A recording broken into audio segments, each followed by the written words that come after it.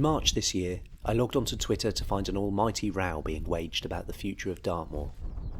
A row that's still rumbling on all over Tinternet and the local news as I film this in early June. Here are some choice tweets read completely out of context to whet your appetite. The problem is simple. The industry is non-regulated, causes environmental degradation and lives on subsidies. These farmers know they are wrong, so why pay them to behave normally? When did you last spend any time on an upland sheep farm to fully understand the subject? This government is capitalist. They should stop subsidising and let them all go out of business. This is what farmers are voting for, as most seem to be Tory voters. And yet the government subsidies many other industries, from oil and gas to car manufacturing, steel and cement manufacturing, transport and storage, mining and aviation industries. But hey, you got cheap food, so yeah, pick on farmers, #easy target. Without sheep farming, the countryside turns into a mess of gorse and thistles, and the rural towns lose out massively in trade. Tourism suffers badly, no more farm B&B as farmers won't stay. City folk move into farmhouses and weekend homes, far less employment, everyone suffers. Roughly translates to, without sheep farming, the countryside turns into a mess of biodiversity. Heaven forbid we may get some of our flower-rich meadows back. Swathes of sterile sheep grazed fields off the sod, all to see for anybody visiting our industrialised countryside. You're like Monbiot without the brains. Like nearly all of our national parks, Dartmoor is an embarrassment. Anyone who's been knows the landscape to be utterly desolate. There's marginally more nature on the outside of the park than you'll find inside it. Why? Hordes of sheep, of course. So you confirm you're anti-sheep, which means you must be anti-wool. How many of your suits are made from clothing containing no wool? Even your cashmere suits likely will be wool blends. How many of your sweaters are knitted from yarn containing no wool? Hypocrisy is most unbecoming. The few farmers I've come across are absolute money grabbers. They want pound for nout. They grubbed up 500-year-old hedgerows, they have accidentally knocked down C12 barns, have no care for nature as far as I can tell, soul destroying. You seem to have the wrong impression. If farmers cared about money, they certainly wouldn't be farmers. Laughing face. Farming's fascist! Have you asked the shepherds and indeed the sheep as to whether they wish to stay hefted to their land?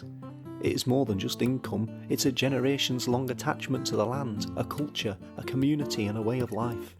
In a city you don't properly ken these things. The majority of UK farmers treat the land, the water and all living things with utter contempt. They are the last people to look to restore anything. They have systematically destroyed ecosystems for fun and profit. They should be removed from the land forthwith. A typical townie attitude, someone who views the national parks as actual parks and wants them turned into a Walt Disney idea of natural. I can't believe our lovely Dartmoor is now being politicised. It seems that I've stumbled into a topic so volatile and political that several experts politely and diplomatically declined to be interviewed on my facetious little pod. Well, I've got no stake in the matter myself, other than loving Dartmoor, so don't really mind upsetting anyone. That said, I don't feel qualified to throw any opinions out on the matter, so will try my best to stick to the facts, which logically shouldn't upset anyone anyway. Fact number 1. At the centre of this almighty row is this: purple moor grass, or millennia. How has this little plant got everyone so riled up? Well, I'll do my best to explain. Welcome back to the Dartmoor podcast.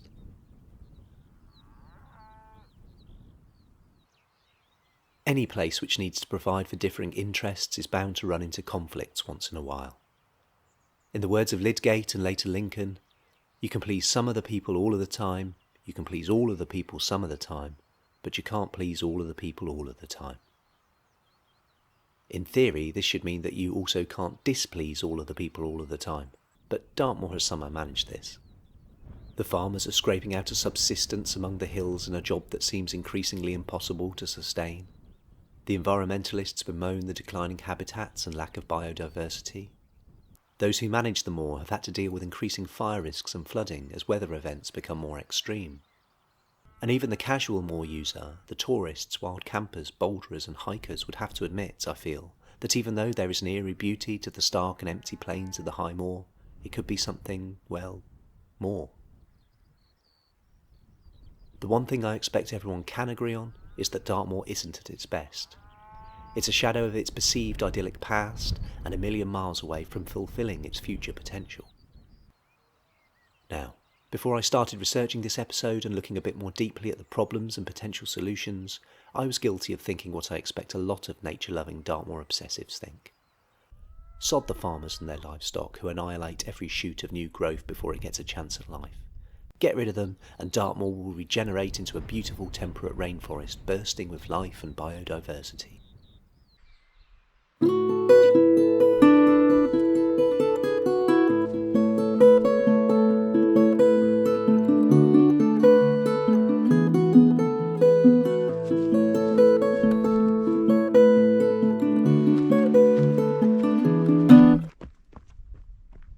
But of course things are never quite that simple. The more I learned about this topic, as is so often the case, the more I realised how little I understood it. Not that the hippie environmentalists are entirely wrong either. Sheep, cows, ponies and deer all love to nibble on a juicy tree shoot, and the reason Dartmoor's diminutive oak woodlands are so diminutive is for precisely this reason. At the outskirts of a copse, a young acorn germinates and pushes its tender shoots through the soil, then nom nom nom nom nom nom nom nom nom. But to suggest that Dartmoor should be a rainforest is a little bizarre when it hasn't been covered in trees for about 8,000 years. And even if you were to turn it into a vast and beautiful Amazon of the Dart, well, that wouldn't actually be biodiversity, would it? What of the flora and fauna, some of it very rare and special, that lives in the heaths, bogs and grasslands of the open moor? In fact, to find some of the most biodiverse habitat on Dartmoor, we need to look at areas formed by farming. The damp valley bottoms of rushes, fields, small woods and wild flowers. This Ross pasture, as it's called, is a glimpse at a more ideal Dartmoor, which is good for both grazing animals and wildlife. So, to understand the moor as it is today, and the needs of its nature, we have to accept that it's inextricably tied to human management of the land. And this is where the farmers get involved. Let's do a quick history lesson on farming on Dartmoor.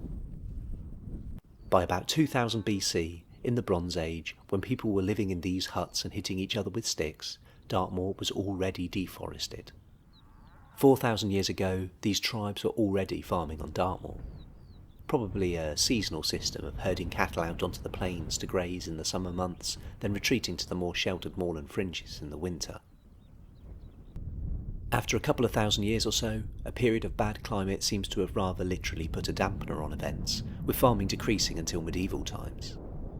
Then, between about the 10th century and the 14th, grazing was again a huge feature of moorland activity, with communities like the one at Houndtor making their living from grazing livestock on the commons, a system whereby the vast area of the central moor were common ground for any farmer to take his animals.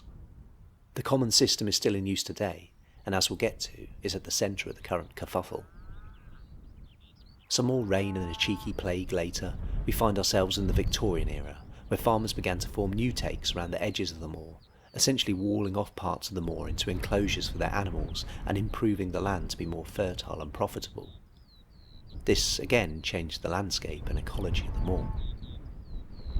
And now, as our little history tour moves towards the 20th century, we have to admit something. Although a huge part of Dartmoor's history and heritage, farming the uplands here has always been a slog and barely profitable. Let's not romanticise it. Poor soil, driving wind, torrential rain, freezing cold, dangerous bogs. Challenging terrain. Arable farming is a complete no-go, and only the hardiest of animals can survive these conditions, even then not getting as fat and meaty as their lowland cousins.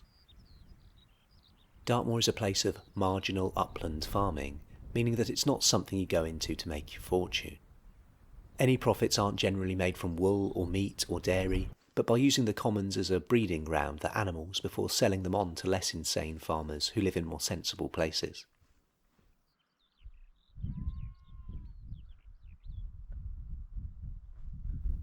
And because of this lack of profitability, Dartmoor's farming became increasingly linked to subsidies, cash bonuses to support ailing farms. These subsidies typically make up 80% of a hill farmer's income, so although technically voluntary, kind of aren't. And these subsidies are set up by government agencies, which often require the farmers to jump through certain hoops to claim their money. And these hoops are moved by the government as their agendas shift. For example, In the post-war period, Britain desperately needed to produce more food, so subsidies concentrated on that. Get as many animals as you can up there, keep them up there all year, breed lots of sheeplings and cowlets, and get the food supply rolling. In contrast, by the 90s, biodiversity was the buzzword. Dartmoor was undeniably overgrazed, sheep-wrecked as some snappily coined it, so the subsidies were given for removing animals from the moor. Farmers were being paid not to graze animals in the hope that this would lead to a regeneration of more wildlife-rich habitats. Although not removed completely, livestock numbers were vastly reduced. Sadly, not only did this distress many in the farming community who saw their deeply traditional jobs slipping away, but it didn't really work either. Because, you see, although removing grazers from valley bottoms around areas of woodland might help the trees spread, removing them from the commons, the upland areas which have been traditional grazing grounds for literally thousands of years, has led to this. And this is where our friend Molinia comes in. Rather than the groves of oak trees festooned in epiphytes with fritillaries flitting among the boughs amidst an orchestra of birdsong, we have a vast and expanding desert of Molinia, one of the least biodiverse habitats imaginable. Other than the odd skylark or meadow pipit, these plains are spookily devoid of life. In 1990, Molinia covered less than 1% of the moor, but now it is believed to cover somewhere between 20 and 35%. The spreading Molinia chokes any other plants which may wish to sprout, and forms remarkably dense and awkward tufts that make it very difficult terrain to traverse. And what led to this dramatic and sudden spread of Molinia? Well, this one's on the subsidy-led farming practices of the last century. The overgrazing and burning in the post-war period led to the sort of thin, non-absorbent soil that Molinia loves. Then the sudden reduction in grazing in the 90s has exacerbated the issue by removing the cows and ponies who kept it under control. When Molinia is fresh in the spring and summer, it's good grazing for these animals. But once Molinia gets a foothold, it starts a downward spiral, as it creates such dense and difficult terrain that it prevents the grazing animals from getting into it. This in turn forces the livestock into the small areas not yet covered by Molinia, where they overgraze the other vegetation, thereby ruining the soil and creating the perfect conditions for more Molinia, and so on. It's a pickle. So why have the farmers and rewilders started shouting at each other about sheep over Twitter? Well, it has to do with changes to the funding and subsidies received by upland hill farmers, which remember make up to 80% of their income. I hope you like acronyms, BTW, because they're about to come thick and fast. Leaving the EU has meant that the CAP subsidies in the form of a BPS are being phased out, and new ELMS subsidies paid by the UK government are to be phased in from 2027. We don't know exactly what these will look like yet, but they include SFI and CS payments, meaning that the restoration of the environment will be high priority.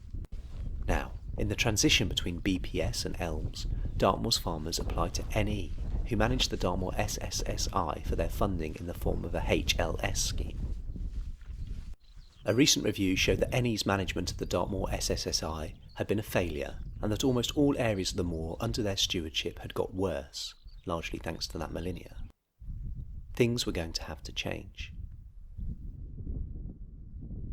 So, in March this year, with still a way to go until ELMS comes in, farmers applied for a 5-year extension to their HLS scheme from NE to tide them over. And they got a nasty surprise.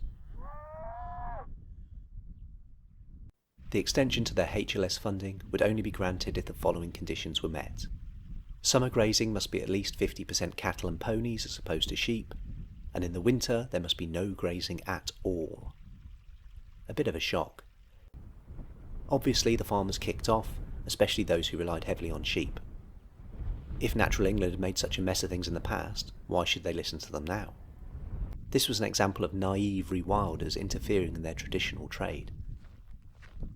On the other hand, Natural England pointed out that the previous schemes had been made in collaboration with the farmers, so they couldn't take all the blame for its failure, and pointed to the growing sea of Molinia as evidence that something needed to be done. The theory behind the changed stock numbers does make some sense from an environmental perspective. Ponies and cows will actually eat the Molinia in spring and summer, so by introducing more of them to the right areas, they might be able to turn the tide, with the larger cattle ploughing paths into the Millennia Desert and breaking it up. And by removing sheep in winter, young shoots of bilberry and heather should have a chance to grow, which will improve biodiversity and create better habitat for wildlife.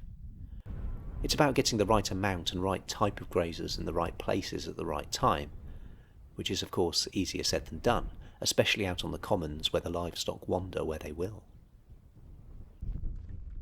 So here we are. At present, the farming community have kicked up enough fuss about the sudden and drastic changes to their funding conditions that a 12-month extension to the old ways has been granted while an independent review takes place. Is there a way forward on Dartmoor that'll keep everyone happy, or do we have to accept that one of either the farmers or the environmentalists will be let down?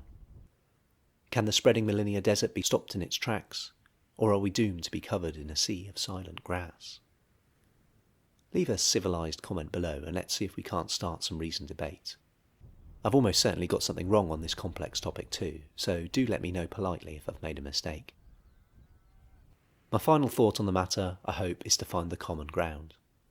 And that's the millennia. It's bad for farmers, and it's bad for environmentalists. If we can find a way to control the millennia without destroying anyone's livelihood, then we're taking a step in the right direction.